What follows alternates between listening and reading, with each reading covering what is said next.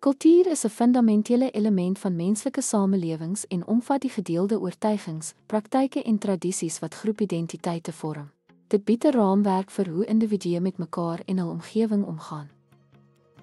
Eienskappe van kultuur aangeleerde gedrag. Kultuur is nie aangebore nie, dit word verkry deur sosialisering en interaksie binne 'n gemeenskap.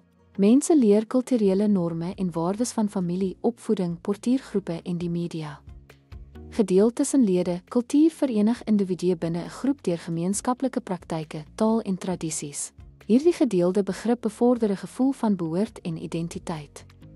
Simbolies in die natuur. Kultuur gebruik simbole soos taal, kuns en rituele om betekenisse en waardes oor te dra.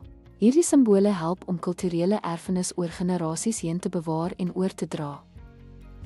Dinamies en aanpasbaar. Kultuur ontwikkel in reaksie op interne innovasie en eksterne invloede soos globalisering of tegnologiese vooruitgang.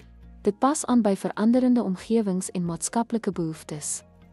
Geïntegreerd en holisties. Verskillende elemente van kultuur soos godsdiens, ekonomie en sosiale praktyke is onderling verbind en beïnvloed mekaar.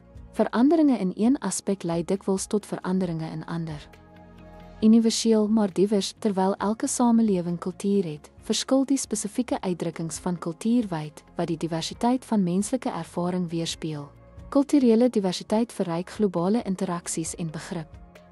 Verskaf 'n raamwerk vir gedrag. Kultuur vestig norme en verwagtinge wat individue se gedrag binne 'n groep rig. Hierdie norme help om sosiale orde en samehorigheid te handhaaf. Die eienskappe van kultuur illustreer die kompleksiteit en betekenis daarvan in die vorming van menslike samelewings. As beide 'n gedeelde en dinamiese stelsel, pas kultuur aan by die behoeftes van sy lede terwyl dit 'n struktuur bied wat hulle verenig en lei.